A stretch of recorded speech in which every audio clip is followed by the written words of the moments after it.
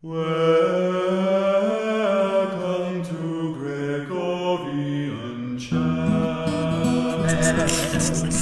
Getting down on Gregorian Chat with our main man. Our main man. Mr. B from the Tauranga Sea. Oh, that's right. Welcome to Gregorian Chat. Bread everywhere. Anyway. Bread maker? That's what you're going to be when you get married. This is episode 14 of Gregorian. Or whatever happens. Episode 14 of Gregorian Chat. Welcome. Welcome. We are here again in our favourite little spot in the dungeons of Newman Hall. Yes, outside, because the light is good, the air is fresh, and the tea is brewed. Oh, the tea is brewed. Yeah. And we have a special guest today, Sam Brebner. He's joining us all the way from Tauranga. Hello. Yeah, he's actually from Auckland right now. So. He's been in Auckland for a while. Yeah, he's 5 an Auckland years. guy. 5 years, that's right. That's how long I've been here. That's longer than I've been here, Wow. I think. Actually, But No, it's not. Sam is just finishing his last year of study. He's a published author. He has his own blog. He's a prolific Catholic man. What's So your he's blog joining called? us today. Part-time profit. Part-time profit. .net. it Look it out. up. Look it up. Plug. Talk about plugs, man. The title of today's podcast is Learn to Discern. that's right. We'll be learning you how to discern. Discern, data. So, what is discernment, Dom? Well, it's knowing which tea to pick first. Oh, that's a good point. So, what have we got this week? This week we have a special tea, less intense than last week because last week we had Happy Days, which was like basically peanut butter and jelly tea. That's right. It was delicious. This one is called White Ginger, and it's named after Ed Sheeran and Sam, who's strawberry blonde. It's a white tea, you may have gathered. It kind of tastes like ginger. No, which basically just means it's a bit softer. We Yes. needed something a little less exciting. It's white tea isn't just tea with milk in it. It's how the leaves are processed. Very subtle. Yeah. Cheers. Cheers. Cheers. To our third cameo. Yeah. Third cameo. So what have you been up to, Sam? Maybe just tell the audience a little bit more about yourself. Absolutely. So I am currently finishing up a law degree. I just last year finished a Bachelor of Theology with this man here. We are the Bachelors of Art. We were. In addition to that, I do have a blog and I do a bit of writing on the side. And yeah, I'm a prolific but not Proliterate. Catholic man. Okay. Okay. He's not pro-literation. Okay. Yep. He is prolific. He puts all Catholic his rubbish in bins. No litter. man. This guy. Oh, that's me. That's mate. It's good. What have you been up to, Dom? What have I been up to? What have I been up to? I think I've just not been doing much really. I did watch Guardians of the Galaxy 2 though. That's kind of been a highlight recently. Yeah. Yeah, we've had a pretty busy couple of last month was super busy, and now it's kind of chill time, getting back to reality. Oh, Get back to reality. There goes There goes gravity. Mama Spaghetti. There goes Mama Spaghetti. Yeah. And so I watched Guardians of the Galaxy 2. Watch it. It was brilliant. I don't care what Brendan Malone says. Ooh. Oh, that's Does right. he not I like called him it? out. I called him. He's doing a video about it. He's made all the things that have gone wrong. Maybe Like we'll the do a 13 separate reasons video. why he doesn't like it? Or Something like that. Yeah. Something like that. But he watches this, so I just called him out. Shut up. If the sleeve fits. Right.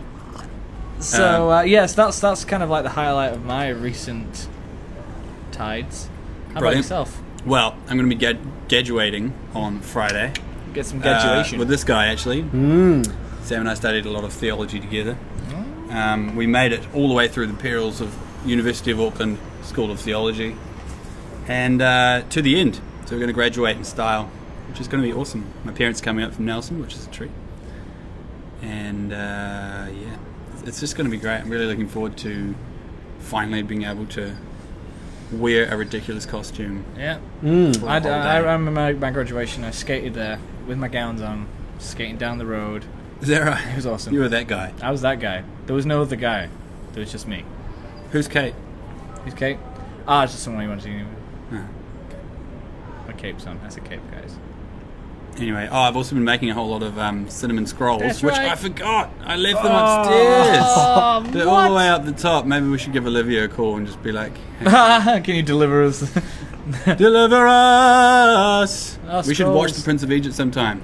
Yeah, I've been thinking about it recently, actually.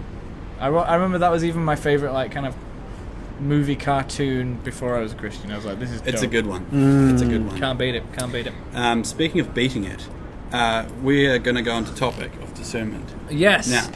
Now, we'll just use a segue. Yes.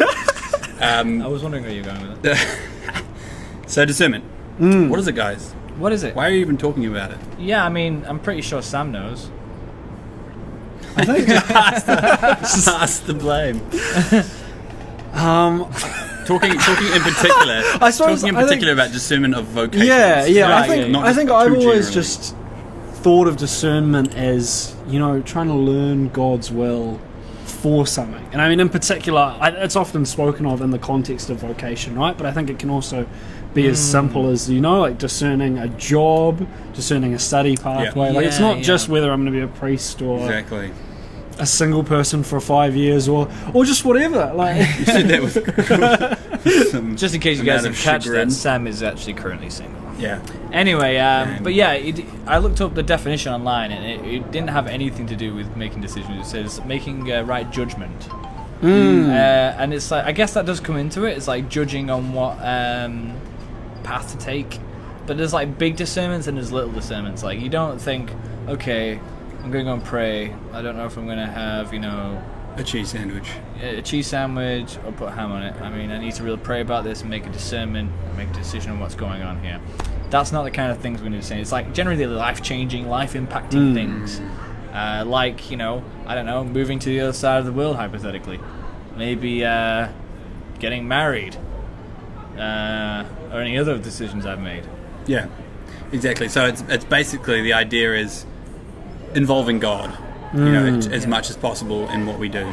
Yes. And so naturally, the topic of vocations is one of the biggest areas, as you said, you know, thinking about marriage, or if I'm going to become a priest, or a monk, or even once you've kind of discerned a vocation, it can be really hard to know which order to go in, you know? Yeah. The order of the Phoenix. First, second, or third. Yeah. You know. Where to take everything. So, we should start in Order of the Phoenix. what would it look like? What would we do? Mainly tea drinking and What would our charism rising be? up from the ashes of the So vocational we'd have- crisis. We'd have to start from the ashes. I guess a lot of people would argue with it. Yeah. Firebird would have to be Firebirds. I reckon you could come up with the most epic habits I was going to Oh, say. yeah.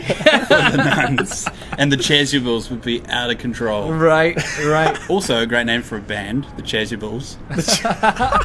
Oh my And we're all god! bulls. This is like the Don't Order of steal the that. Phoenix. Like, there'd be Yeah. some serious copyright concerns, I think. But Anyhow, so talking about discerning vocations. Yeah, and it's also discerning like the call on your life. So it can be something as big as like marriage and stuff, but it can be like, am I going to take this job? Am I going to work in a cafe, or am I going to go and work for a bigger organization, or normal things? But basically, what it's getting at, it's kind of the call on your life. What are we called to? And like Vatican II Council says, there's a universal call to holiness in the church. So every single one of us is called to holiness, and I think this is tackling a point that's sometimes misunderstood of holiness is for the religious and the priests, and the lay people just get married. And so like, listen to this universal call to holiness. That's everyone in the universe, everyone that was created by God, is called to be holy in their vocation, in their situation. Whatever that vocation is.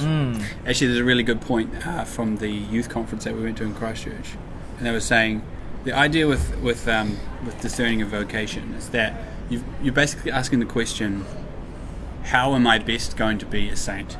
Yes. You know? And that's the call that every young person, every young and old person, is supposed to ask themselves. You Yes. know? And they were saying, if young people don't realise that first calling, the calling to be a saint, they're not going to realise a more specific calling, Right, yeah. like a priestly vocation, a religious vocation, the vocation to marriage. Yes. You know, that kind of thing. Yeah, and it's also about quite, often in society it's like, so what are you going to be when you grow up? You're going to be a banker, you're going to be a lawyer, you're going to be a lecturer. What you want to be? And like, that's part of it, but what's more important than that, which links into this initial call, is not what am I going to be, but who am I going to be? How am I going to be remembered? How am I going to live out my faith? Yeah. What's like, maybe we can just talk about our own experiences here somewhat. I mean, Dom and I, married men. Sam, I understand you're still in the process of... Still discerning. This is the thing that still discerning, right? It shouldn't be a still single thing. It should be like... Single. Well, but like still single makes it sound as if like one day... Still single. Like, you might be single forever is what you're saying. What is it like for you? You know, like what has it been like, your walk, I guess, in discernment? What are some practical steps that you've taken? Yeah, I think before I get into those practical steps, something that I think was really good that you said, Dom, was that, and talking about like, it's not just about what you do, it's about who you are. I think it's really cool to think about that, of like, God is probably going to call you to do something that you're passionate about, something that you find interesting and exciting, and that you have kind of the skills and desires for, because it's not just about doing something like, I've got to go be a priest because that's what God's going to make me do, and it's going to be lonely and boring, I have to pray a lot, I don't really feel like I'm suited to it, but I guess that's just my vocation. Like, you know, like generally anything that God's calling you to do, He's going to have put that on your heart. It's going to be something that you desire, something that you want, something that can draw on your strengths. Exactly. And I think for me, in my discernment journey, that was one of the big practical breakthroughs for me, was talking to a spiritual director who kind of said that, because I was kind of talking about how I was weighing up a number of different things and whether I wanted to study or go into full-time youth ministry, and I was concerned that I was going to get bored with study and just hate how theoretical it was rather than kind of being hands-on. And something that he said to me that's always stuck with me is that wherever God's calling you to be is where you're going to be most fulfilled. It's where you're going to do the most good for His kingdom. Right, yeah. I think that was an interesting point and a very pertinent one of having a spiritual director. I in discernments that I've made in the past, which was moving to New Zealand to follow God's call, which was a lot bigger than I imagined it ever would have been. Having someone to show me how to and talk that over with, because, and it's important to just have like one person to share it with, because I think there's a problem with, like, you know, sometimes we have a great idea and we share it with everyone, and you kind of get like a good feeling off that sharing, and therefore you're not compelled to actually do anything about it. Or sometimes you'll share it with everyone, and then you'll have like an enormous amount of opinions all coming at you, and you don't know how to process that, or you might get one really negative opinion of someone that you... That's right. Yeah. And like that might be drawing you away from something God wants you to do, but that person can't see it for you. And so having that one person that's your spiritual director to discern that with, and also just keeping you accountable, you know. Yeah. And especially if you're trying to discern, and you said to them, hey, when I'm discerning, I want to make these are things that I will absolutely not compromise on, you know, in this discernment. Can you hold me to them? Yeah, sure. Yeah, and then they're the kind of person who can be like, hey, well, what happened? Like, you said you wouldn't, whatever, go out to town on clubbing on a Friday anymore because that doesn't help your discernment vocation of being a priest or whatever, you know, like. And so that's a great practical point, I think, having someone there. But I was just thinking in terms of vocations, you know, like, you might be wondering, well, what is this idea of a vocation anyway? Like, and I guess the reality is that as Catholics, as Christians, we believe that our lives they aren't useless for a start, but also that we shouldn't waste them. Yes. Yeah, and thinking that, okay, well, if we're not wasting our life, then we want to live our life with a purpose. Yes. And that purpose is getting to heaven, ultimately. But it's like, how do I best do that? Like, and basically, how do I take as many people with me? You know? Right, yeah. That's ultimately the goal. Yeah, you're coming up with me. Yeah, exactly. It's almost like I was going to say... It's like a Muslim bomber. How many people? McCain. Yeah. It's like Robocop and McCain at the end on the precipice. You've got that's an old school reference. It's an old school reference. I'm pulling it out. Robocop. Except rather than falling down to the ground, you're falling up into heaven. So you say, that's exactly what I was thinking too. Like, funny that, eh? Well, I mean, great minds. But like, I mean, I know for when I was doing discernment, it was a long process, because for years I had really thought about being a priest. And I had lots of really good examples in my life, you know, people who are priests who are such good examples of living out their vocation. One was Father John Ray, who's still alive and ministering, but I think it took me a long time because my sister was also discerning.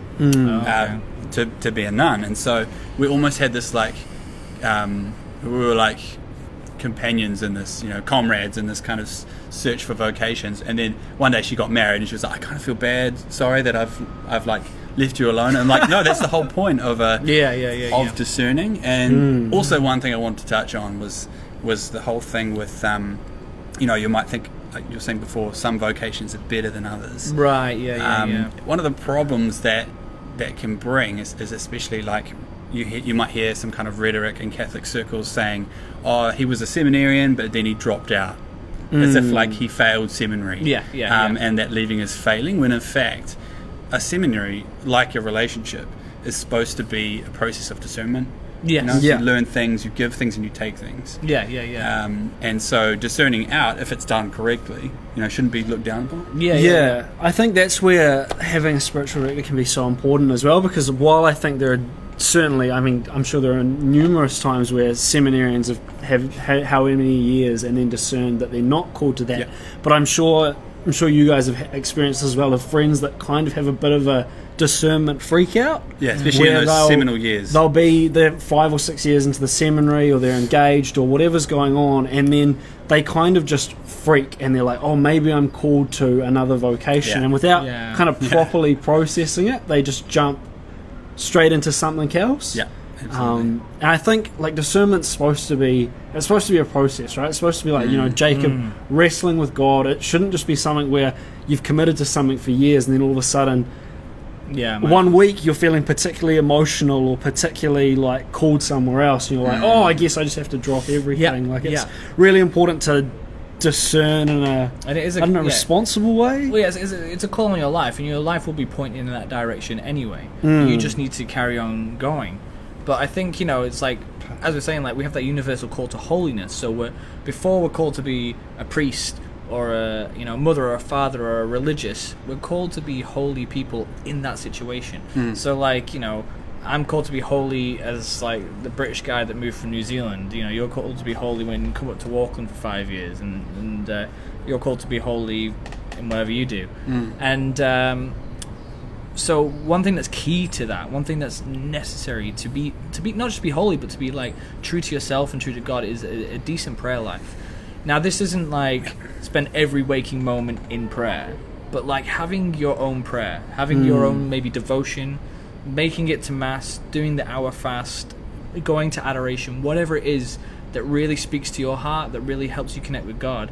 Make sure you have that and do it regularly, and make it a because praying isn't like a push this button and a reaction happens. It's a relationship. It's a building of like a coming to God and saying, actually no, I'm going to give this time to you. So like I particularly struggle a lot with adoration, but I also get a lot out of it because I can't sit still and be quiet for an hour. We do half an hour every day at Newman Hall at 11:30 till 12, and every time at quarter to 12, I look at the watch and I'm like, all right, come on, 15 minutes is up, I need something to do.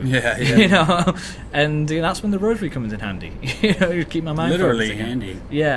But so like a real strong prayer life, in whatever it is. It could be as simple as Divine Mercy Chaplet, a 10-minute prayer every day at 3 o'clock. It could be something as like deep as 2 hours of adoration every day, or daily mass. But like you've just got to find the thing that you've got and just do it, and just say, don't do it because this is the right thing to do, but do it because I want to be in a relationship with God, and I don't want to do anything unless God wants me to do it. And that will lead you to your discernment, because you can't hear what God wants you to do if you don't shut up. Pretty much. Yeah. I mean, we'll probably just run a bit longer. I'll just restart the video. So what would you guys say in terms of passions that people might have? If they're looking for passions, as you were saying before, Sam, God will call you into your passions. Unless they're illicit passions. What would be the kind of ones that you think people should be aware of, if they're looking at a vocation? Like working with young people, for example. What other ones would you think? Well, I remember when I met Jess, she was actually discerning the religious life, and we met in a community called Speck in Westminster Diocese, and what they said is like, this year's for God. It's like no relationships, just focus on God, and that's your goal.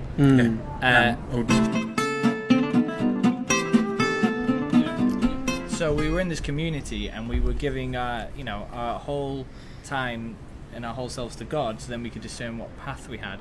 And I had the call for like intense prayer, and so I thought, priesthood. She was discerning the religious life, and I think that call, though we, obviously we both got married to each other, but like that wasn't a call to say, right, you have this desire of prayer, like a life dedicated to Christ. Therefore, the only option is priesthood or religious life. It was, you have this this desire for holiness, as we all do. It's built into us. But that's just how you're going to be married. Yeah, you're called to a holy marriage, and that means one with a lot of prayer. That means one with a dedication to God, and my call to marriage was also a call to New Zealand, which was a call to Auckland, which was a call to this chaplaincy where I've been for the past 4 years, and getting involved in the diocesan ministry. It's been difficult. There's been times when I'm like, am I doing the right thing? Because especially when you get married, you get lots of people saying, oh no, you need to be working a job where you're getting like 90 grand a year so you can buy a house, so you can provide for your family, and if you're not doing that, you're not doing a good job on your family. Yeah. I'm like, okay, so I'm not getting paid that, I should leave. But then God's called me here, and he won't call me here and then not provide for me. Yeah, exactly. So you have those difficulties, but like you have so much fruit as well. Like I just can't believe how lucky and how rich my life is with the people I meet. We're just doing a job which almost exudes from me. Yeah. And that's the fruits of a call. Yeah. And I'd say as well, if you're thinking about discernment and you might be thinking about priesthood or religious life, don't be afraid of necessarily of loneliness, like altogether. Like even just at this conference we're down in Christchurch, you've got married people, single people who would be consecrated, single for the rest of their life, and you've got priests, and there's just such a good, like, rich environment, and you'll see that at any Catholic conference around the country, and it's just, it feels like such a family. Yes. And the bishop's there, and he's just like a normal guy. Yeah. And so but I'd say, if you like, in terms of not worrying about it, make sure that you surround yourself, especially if you think it's going to be lonely, like look into orders, especially that are focused around community. Yes. And life together, because there are other, more like monastic orders and things like that.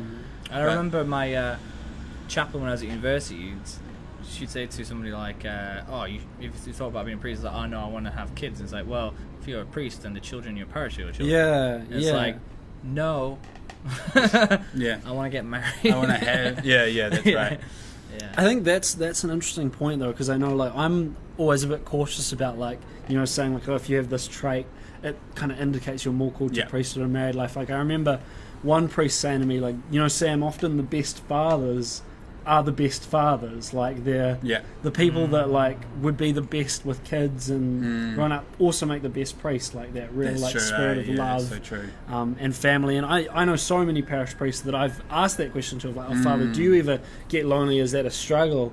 And time and again they're kind of like, oh, there are certainly days, but you're just connected to this beautiful parish family. That's exactly.